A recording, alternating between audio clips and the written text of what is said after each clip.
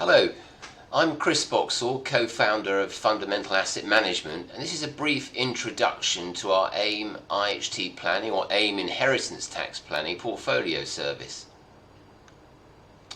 So we were established back in 2004, so we got a pretty decent track record running money in AIM for IHT planning purposes, and we've seen a lot of different markets over that time.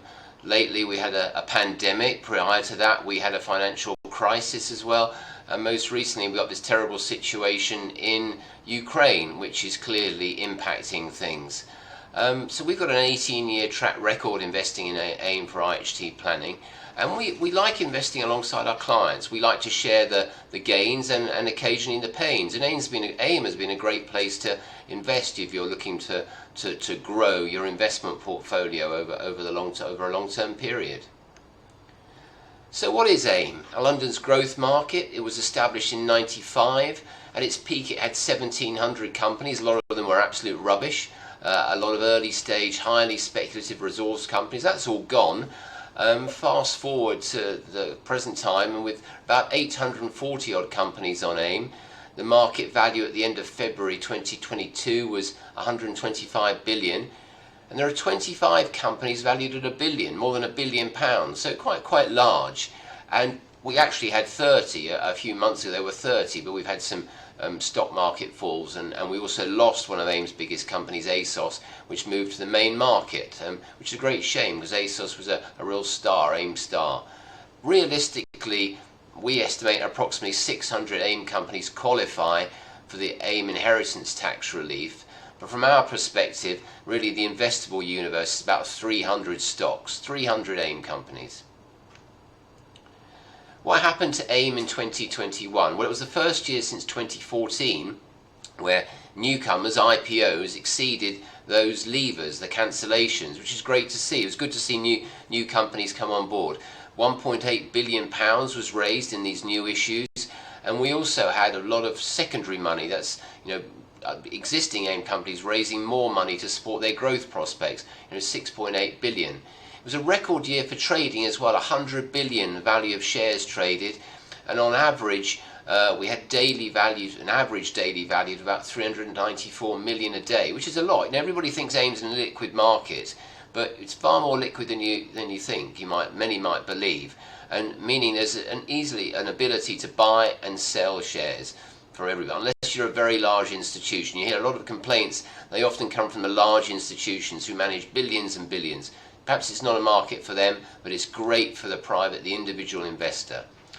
To clarify, we are reluctant investors in AIM for at IPO. We don't buy many, or we're not very keen to buy IPOs, new issues, for our AIM IHT planning portfolios. We like to see AIM companies prove themselves on public markets. Often they come to the market having delivered amazing growth, looking absolutely perfect, and many of them subsequently disappoint. So we like them to continue to display good performance. So AIM for outperformance. I'll just minimise my window a bit there to show you all the stats. AIM in 2021 was up 5% and it underperformed the main market, and that's the first time in many years that it has underperformed. And you can see over a 5-year period it's still done terrifically well. To the end of December 21 was up 40-odd%, 41%, whereas the main UK stock market was only up 7.5%. So you can see that if you're a UK investor and you want to focus on UK listed companies, you'll have a better chance of outperforming than by actually focusing on AIM. It's been a great place to be, and despite recent falls, it will continue to offer great investment opportunities, growth investment opportunities. You can see our chart on the right there updates the performance, more recent performance right up to the end of February. You've seen this big sell-off. Other markets have come off as well, but AIM is still outperforming since February 2017 when this data has been taken. So what is investing in AIM for IHT planning purposes? Well, to clarify, it's a portfolio service. It's direct investment in the shares. This is not a fund. We like to emphasize this is not a fund. Clients are not buying units of a fund. Each client has their own dedicated portfolio. The shares, if they're held, and they can be replaced after 2 years, and they're held at death, and the period is at least 2 years, they fall outside the client's estate for inheritance tax purposes. So it's clearly very, very attractive. But I'd like to emphasize, you can still buy and sell the stocks. You don't have to hold the same AIM company. So there is flexibility as long as you replace it. If you buy company A, you've got to replace it with company B in its entirety. So really, the takeaway point here, not a fund, a portfolio. Investment process, our investable universe. So as I mentioned earlier, approximately 300 stocks. Our market cap range, that's the valuation sizes currently of our companies, broadly extend from about 70 million up to just over 2 billion. Our average typically is higher. We err towards larger AIM companies, market cap 750 million plus, but we still like occasionally looking at some of the smaller ones as well, and I'll go on to our process. Excluded sectors from our perspective are resources, so no oil and gas or mining, no real estate companies, no investment companies. They'll be excluded for IHT planning purposes anyway. They won't actually qualify. We also, in our standard AIM IHT portfolio service, we avoid early stage, so that would exclude a lot of biotech and pharmaceuticals. That's not to say they could offer great investment opportunities, but we're really risk averse for our AIM, our core AIM IHT planning service. Our investment universe then, and our methodology, adopts what's called a core satellite investment approach. We like core positions are typically on inception, when the portfolio is first constructed for the respective client, typically around 4%. Those are typically larger AIM companies, better established, and businesses that we're very familiar with. However, we also have satellite positions around 2–2.5% size. They may be slightly smaller AIM companies, a bit less liquid, or we may just be only started investing in them, so we want to start to get to know them. And we've always adopted this approach, this core satellite approach. So broadly, with a basket of 30 stocks, we'll have 20 core positions and approximately 10 satellites. And over time, as we buy new portfolios, satellites may turn into cores. That's the way it works when we get more familiar with things. AIM IHT planning, what are the issues? I thought it was important to bring this up. What are the issues when you're investing in AIM for IHT planning purposes? And what should clients be aware of? Well, clearly, a lot of the managers like us are chasing similar stocks. You can't avoid that. As I mentioned, investable universe of 300. Realistically, we're all drawn to the better companies, so you will see some common holdings. But there are also lots of differences. So typically, some of the better companies can see their valuations pushed higher because everybody wants to buy into them. AIM's value, I've quoted this number 125 billion, but realistically it's a lot less because you've got a lot of insider, founder, director owners. So realistically, the real investable value for AIM is probably half that, if you exclude all those that are really wedded to the stocks and the founders, who are unlikely to be sellers, many of them. It's true, while liquidity is good, it's easy to buy and sell, during challenging periods it can be tough and pricing just goes awry. It's very difficult sometimes to sell at the desired price when stock markets are going through one of their periodic wobbles and mega sell-offs. And we would urge clients to just ignore it. You've just got to ignore pricing at that time because it's quite frankly irrelevant unless you desperately want to sell. And we would urge clients not to to wait for better times. Valuations, extending on that first point, were becoming stretched in 2021. That's fine if a business is delivering. It's fine if they're delivering growth. But minute growth starts to stall, some of the valuations look very, very stretched.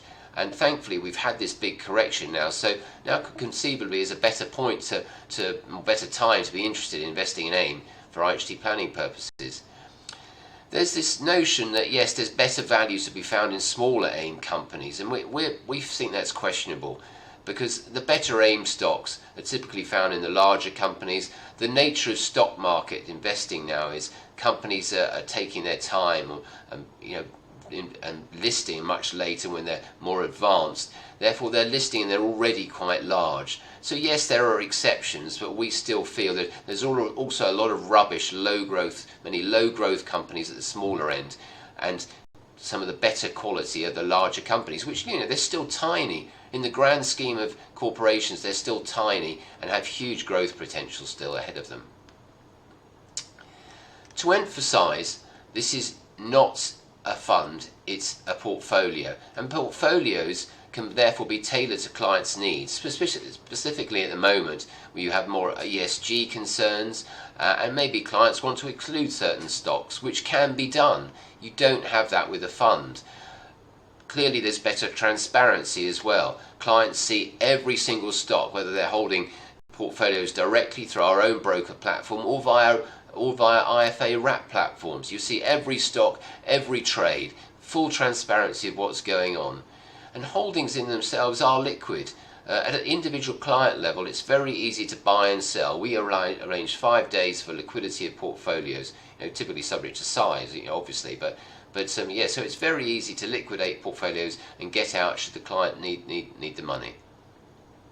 So AIM in 2022. Clearly it's been a very difficult start to the year, inflationary fears, interest rate worries, and now we have the situation in Ukraine, which is dreadful and which is likely to drag on for a good while longer. However, that's the nature of stock markets. There's always something to worry about. And quite frankly, if there isn't anything to worry about, that's the time to really worry. So stock markets are like that. They always go through the wobbles. But look, for the patient have been extremely well rewarded.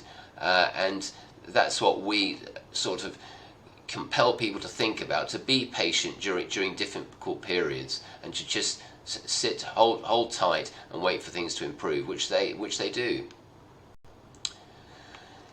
Volatility presents opportunity, and you see a lot of good companies thrown out with the bad, and valuations have come down a lot, and that creates a great opportunity for new buyers. Clearly, if you're already invested, it's a bit tougher, but if you're considering investing in AIM, now is clearly a better opportunity than a few months ago when things were a lot higher. You've seen valuations come down a lot. And we saw in 2020 how sentiment can change very, very quickly in AIM. We saw it very, very quickly where AIM fell off massively as lockdowns hit in 2020, falling 35% at one point. However, it then roared back and was up 20% in the year. I'm talking about the AIM index, which is incredible return and far outperforming the UK main stock market, which I think was still down in 2020, about 4%. So huge outperformance from AIM in 2020, which, as I say, illustrates and highlights how sentiment can change very quickly. 2022 as well, we think a lot of IPOs, new issues, would be deferred. Who wants to list when the market is looking a bit questionable, a bit tricky? Sellers and owners of companies will be holding back. So we won't probably see as many IPOs as we saw in 2021. Probably a good thing, but when they do come, hopefully valuations will be a lot fairer than we have seen. That's it from me. I hope you've enjoyed this introduction. There's plenty of other information on our website, fundamentalasset.com. You can see the contact details up there. Alternatively, just email inquiries@fundamentalasset.com. We also have a webinar section, and there are also other videos and podcasts that we host on the site. Thanks very much for watching.